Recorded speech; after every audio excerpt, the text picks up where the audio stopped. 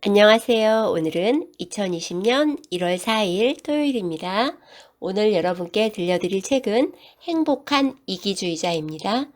웨인 다이어 지음, 오현정 옮김, 출판사 21세기 북수입니다. 저자 웨인 다이어 박사는 전 세계적으로 유명한 심리학자이자 저술가입니다. 이 책은 1,500만 부 이상이 팔린 베스트셀러이자 40여 년 전에 출간이 되었지만 지금도 꾸준히 인기를 누리고 있는 스테디셀러입니다. 이 책에는 행복한 이기주의자가 되기 위한 10가지 마음가짐이 적혀 있는데요. 지금부터 시작하겠습니다. 행복한 이기주의자가 되기 위한 10가지 마음가짐 중 첫 번째, 먼저 나를 사랑한다. 저자는 진정 현재 순간들의 행복을 얻고자 한다면 자신을 사랑하는 법부터 배워야 한다고 말합니다. 자신을 사랑하는 일을 잘하게 되면 어느새 다른 사람들을 사랑할 줄 알게 되고요. 나 자신을 위해 사랑을 베풀고 배려하면서 다른 사람들을 위해서도 넉넉해질 줄 알게 된다고 합니다. 저자는 설령 내가 스스로도 마음에 들지 않는 방식으로 행동했다 해도 나를 미워하면 무기력과 상처만 안게 될 뿐이니 자신을 미워하지 말고 긍정적인 감정을 개발하라고 말합니다. 실수에서 배우고 다시는 그런 실수를 되풀이하지 않겠노라고 결심하되 그것을 자신의 가치와 연결짓지 말라고 합니다. 많은 사람들의 자아상이 다른 사람들이 나를 어떻게 보고 있느냐에 바탕을 두고 있다고 합니다. 저자는 생각을 바꾸라고 합니다. 그러면 자신을 사랑하는 놀라운 선택을 할 수 있다고. 사랑을 잘하는 사람들은 어떤 사람들일까요? 사랑을 주고받는 일을 잘하게 되는 것은 가정에서 이제는 생활 방식이 되어버린 온갖 자기구박 행위에 종지부를 찍겠다는 다짐과 함께 출발합니다. 나의 가치는 나 자신이 결정한다. 저자는 자신의 몸을 사랑하라고 말합니다. 자신에게 고쳐야 할 점이 있다고 해서 오로지 그것 때문에 자신을 쓸모없는 사람이라고 생각할 이유가 없다고 말합니다. 스스로를 불평하지 말라. 자기 사랑이란 자신을 소중한 사람으로 받아들이는 것입니다. 받아들인다는 것은 불만이 없다는 뜻입니다. 알차게 살고 있는 사람들은 절대 불평하는 법이 없습니다. 바위가 거칠다고, 하늘이 찌푸렸다고, 얼음이 너무 차갑다고 쓸데없이 불평을 늘어놓지는 않습니다. 받아들인다는 것은 불평하지 않는 것이며 행복하다는 것은 자신이 어찌해 볼 도리가 없는 일들을 놓고 한탄하지 않는 겁니다. 자기를 사랑하는 사람은 이렇게 행동합니다. 사랑이나 호의를 갖고 접근해 오는 사람들의 시도에 새롭게 반응하는데요. 의심부터 품는 대신에 고마워 또는 그렇게 생각해줘서 기뻐 라고 말하면서 받아들입니다. 레스토랑에 가면 아무리 값이 비싸더라도 정말로 먹고 싶은 것을 주문합니다. 어떤 단체에 가입하거나 즐길 만한 활동에 참가합니다. 질투하지 않습니다. 성적으로도 자기 사랑을 실천할 수 있는데요. 상대방의 쾌감을 우선하지 말고 나의 쾌감을 만족시켜라. 어떤 일을 하는 능력을 나 자신의 가치와 동일시하는 일에 종지부를 찍습니다. 이 세상에서 가장 아름답고 재미있고 소중한 사람과 사랑에 빠지기 위한 자기만의 목표를 정하세요. 그 소중한 사람은 물론 나 자신입니다. 두 번째 마음가짐, 다른 사람의 시선에서 벗어난다. 다른 사람의 평가에 연연하는 것은 다른 사람이 나를 어떻게 생각하느냐가 내가 나를 어떻게 생각하느냐보다 훨씬 중요하다고 말하는 것이나 다름없습니다. 남의 눈치를 살피는 것도 꽤나 바람직하지 못한 일이지만 자신의 행동 하나하나에 대해 모든 사람의 인정을 필요로 하는 경우는 참으로 문제입니다. 인정을 필요 조건으로 삼는 일은 없어야 합니다. 인정을 필요 조건으로 삼는 덫에 빠지면 다른 사람의 생각에 휘둘리게 됩니다. 자기 자신을 인정하고 다른 사람이 고개를 가로저어도 의연할 수 있도록 노력하는 것이야말로 다른 사람의 통제로부터 벗어날 수 있는 길입니다. 칼릴 지브라는 자신의 대표작인 예언자에서 우리가 소유물 취급을 하는 아이들에 대해 열띤 어조로 이렇게 말하고 있습니다. 당신의 자녀는 당신의 자녀가 아니다. 그들은 생명 자체를 갈망하는 생명의 아들, 딸들이다. 그들은 당신을 통해서 나왔지. 당신에게서 나온 것이 아니다. 그들은 당신 곁에 있지만 당신에 속해 있지 않다. 저자는 우리가 다른 사람의 눈치를 살피는 습관에 매달릴 필요가 없다고 말합니다. 자신을 구박하는 습관을 없앨 수 있듯이 다른 사람의 평가에 연연하는 습관 역시 없앨 수 있다고 말합니다. 여러분 아세요? 이 세상의 절반은 나와 생각이 다르다는 거. 세상에는 절반 정도의 사람들이 타인의 말 절반 정도의 고개를 끄덕입니다. 그렇다면 50% 정도의 사람들의 마음에 들어도 꽤나 성공한 것이겠네요. 다른 시선으로부터 나를 지키는 법 몇 가지 소개하겠습니다. 만약 반대 의견에 부딪히면 내 입장을 바꾸고 변명하기보다 그냥 너 화났구나. 너는 내가 이런 식으로 생각해선 안 된다고 생각하니? 라고 반문해보라. 누군가 나의 성장에 도움이 될 만한 사실을 알려준다면 비록 그것이 마음에 들지 않아도 고마워할 것. 만약 남편이 당신은 수줍음이 많고 예민해. 그런 점이 마음에 들지 않아. 라고 말했다고 칩시다. 이럴 때 남편의 마음에 들려고 애쓰지 말고 남편이 그 사실을 지적해 준 것에 그냥 고마워하라. 배우자나 다른 사람에게 여보 그렇죠? 안 그래요 렐프? 이런 식으로 확인하며 검증해 버릇하는 일을 그만둘 것. 자신이 하는 말 가운데 물어보는 말들이 얼마나 많은지 순서대로 나열해 볼 것. 저자는 단정적으로 말하지 않고 물어보는 형식을 취하거나 허가 또는 동조를 구하는가? 예를 들어 날씨가 좋네요. 그렇죠? 라는 질문은 상대방에게 문제를 해결하는 역할을 제시하고 자신은 동조를 구하는 입장으로 밀려나게 합니다. 간단히 날씨 좋네요 라고 말하는 것은 대답을 구하려는 시도가 아니라 단정적인 말입니다. 내가 다른 사람에게 항상 말꼬리를 올리고 있다면 별것도 아닌 일에 늘 인정을 구하고 있는 것입니다.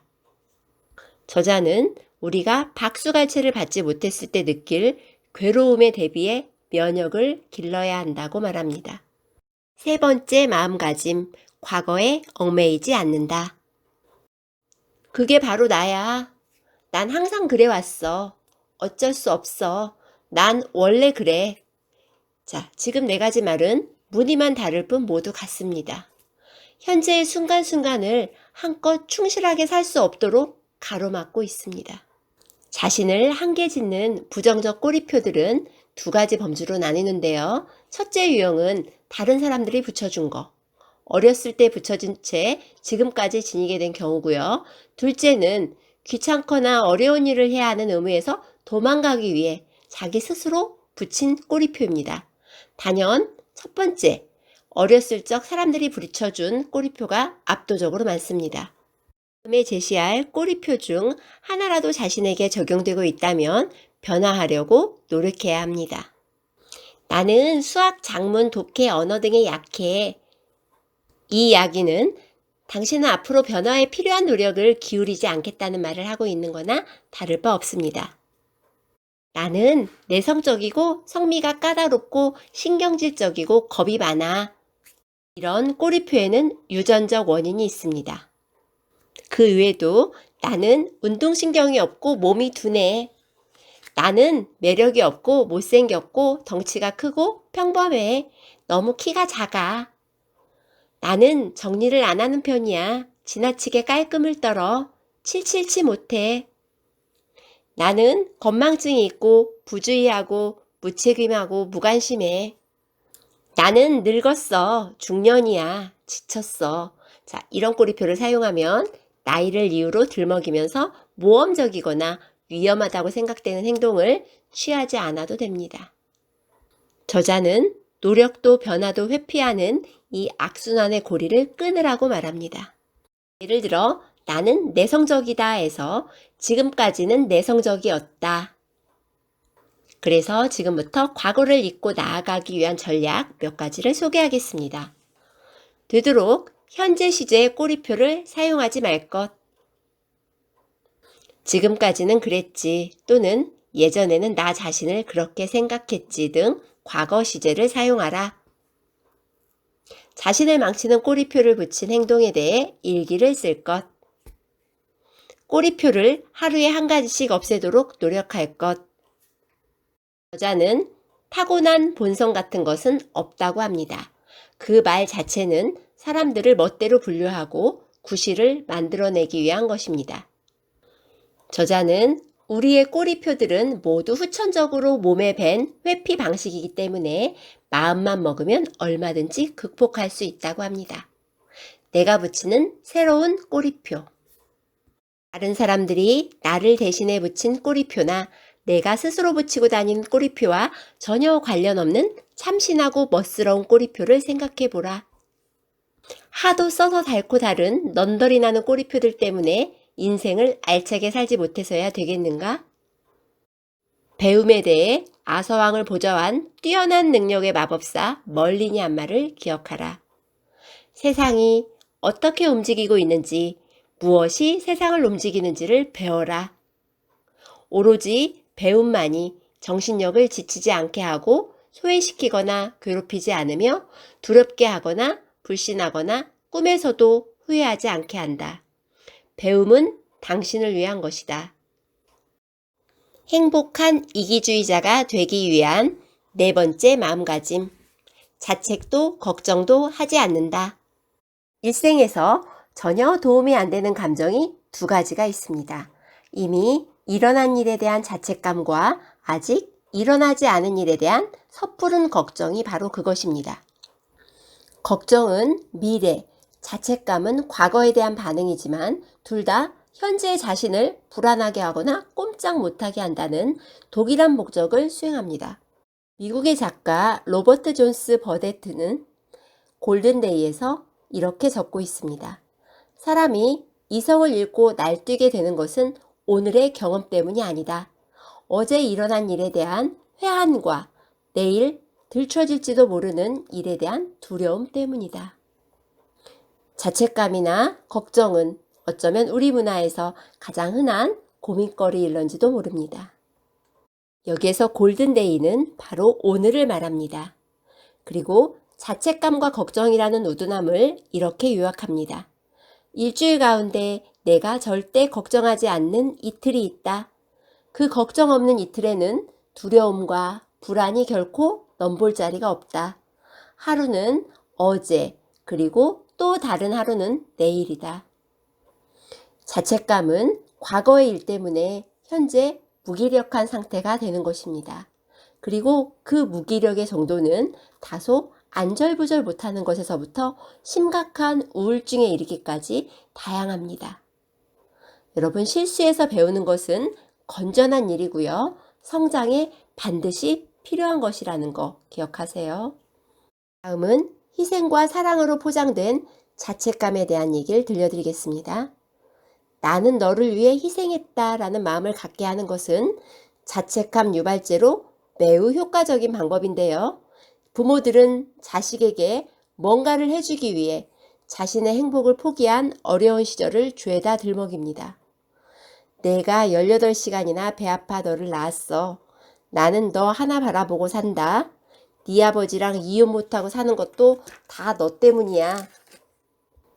어머니의 불운한 결혼 생활에 대해 자식이 자책감을 느끼게 하는 말입니다. 몸이 아프다는 말도 자책감을 만들어내는 말입니다. 부모나 가족과 관련된 자책감은 소나귀에서 벗어나려고 하는 사람을 올가매기 위해 가장 흔히 쓰이는 전략입니다. 무서운 것은 부모의 자책감 게임은 역전될 수 있다는 것입니다. 자책감은 쌍방향이어서 부모가 그랬듯이 거꾸로 자녀가 자책감을 이용해 부모를 조정하는 경우도 종종 있습니다. 자책감은 타고난 행동이 아닙니다. 희생자가 약탈자에게 자신이 약하다는 것을 내보이는 경우에만 사용될 수 있는 후천적 반응입니다. 다음은 사랑의 소홀한 벌로 자책감을 느끼게 만드는 것 하나를 설명드리겠습니다. 심, 오랜 침묵, 비통한 표정도 자책감을 싹트게 하는 유용한 방법입니다.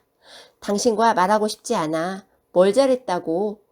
또는 나한테 가까이 오지 마. 그런 짓을 해놓고도 어떻게 내게 사랑을 기대하지? 등은 배우자 또는 애인이 바람을 피운 경우 가장 많이 사용되는 전술입니다. 상대방이 자책감을 느끼도록 여러 해 묵은 사건을 들먹이는 경우도 종종 있습니다. 자책감은 사랑하는 사람으로 하여금 자신이 내세우는 요구와 행동 기준에 순응하게끔 만드는데 아주 효과적입니다. 상대방을 마음대로 주무르기 위해서 그 방법은 자책감. 자책감에 사로잡혀 자기 책망만 하고 있는 것은 시간 낭비입니다. 그럼 지금부터 자책감으로 얻을 수 있는 정신적 보상과 변화 전략에 대해서 알아보겠습니다. 내가 과거에 대해 어떤 생각을 갖고 있든 과거는 하늘이 두 쪽 나도 달라지지 않는다는 사실을 명심할 것. 이미 끝난 일입니다. 아무리 자책감을 느껴봤자 과거는 바뀌지 않는다. 자책감 일기를 쓸 것. 그리고 자신의 가치관을 다시 점검해 볼 것. 지금까지 내가 저지른 나쁜 행동을 쭉 열거해 볼 것. 걱정만으로 바꿀 수 있는 것은 없습니다. 걱정은 더 큰 걱정을 부릅니다. 걱정과 자책감은 둘 다 자신을 껍데기만 남게 하는 행동이며 다만 시간적 기준에서 차이를 보일 뿐이다. 자책감은 과거에, 걱정은 미래에 초점이 맞춰져 있다. 걱정은 충실한 삶을 방해합니다. 현재는 미래에 대해 집착하고 있을 때가 아니라 충실하게 살아야 할 때라는 점을 명심할 것. 자신의 걱정 시간을 점점 줄여나갈 것.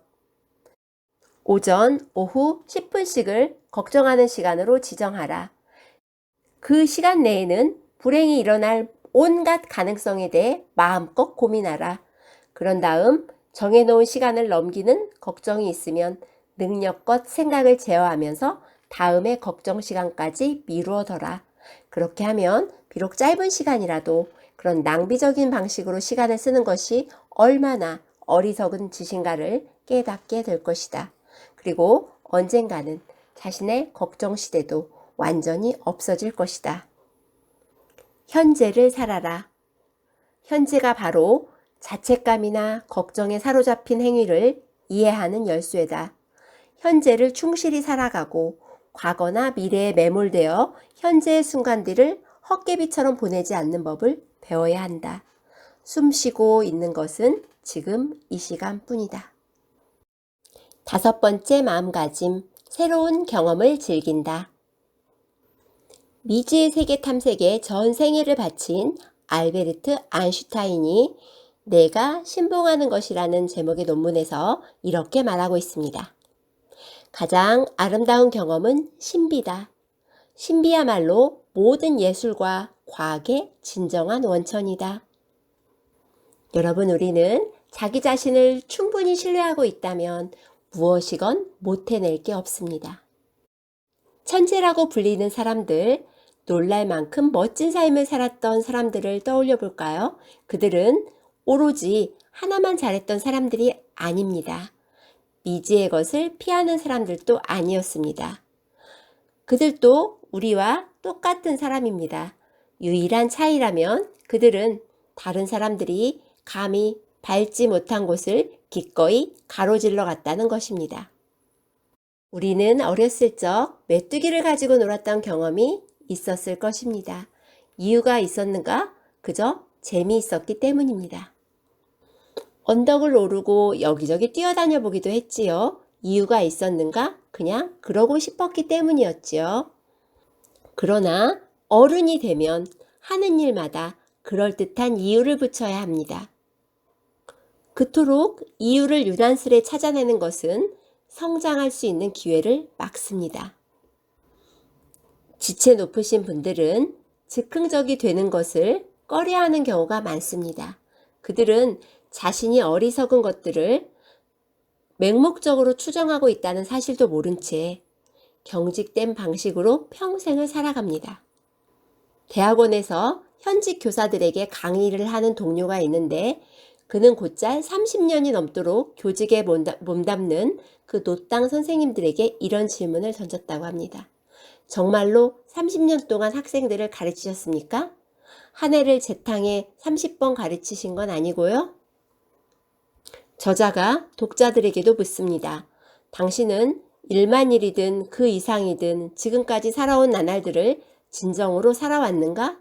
혹시 똑같은 하루를 10,000번 또는 그 이상 재탕에 살아온 것은 아닌가? 저자는 즐거운 인생은 계획으로 얻어지지 않는다고 합니다. 우리 주변에는 계획표를 세워두고 그 계획에 맞춰 살아가고 있는 사람들이 많다. 그들은 자신의 인생이 처음의 계획에서 한치라도 어긋나면 무슨 큰일이라도 나는 줄 안다. 그 계획이 반드시 나쁘다고는 할 수 없지만 계획에 지나치리만큼 푹 빠지는 것은 그야말로 노이로제다. 25세, 30세, 40세, 50세, 70세 등의 나이에 무슨 일을 하겠다고 인생 설계를 해두고 현재 자신이 어느 위치에 있는지 확인하기 위해 그 예정표를 들여다본다. 날마다 새로운 결심을 하지도 않고 자신에 대한 심지궂은 믿음이 있어 그 계획을 수정할 수 있는 것도 아니다. 계획의 노예가 되지 말라. 저자의 환자 가운데에도 20대 중반의 청년이 있었는데요. 그는 심한 계획 세우기 노이로제에 시달렸다고 합니다.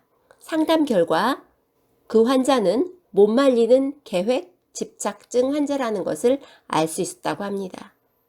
매일 똑같은 아침 식사를 했고 옷 입는 것도 미리 계획을 세웠으며 서랍장도 색깔과 크기별로 완벽하게 정리하지 않으면 못 견뎌했고요. 자신의 가족들에게도 자신이 정해놓은 틀을 강요했다고 합니다.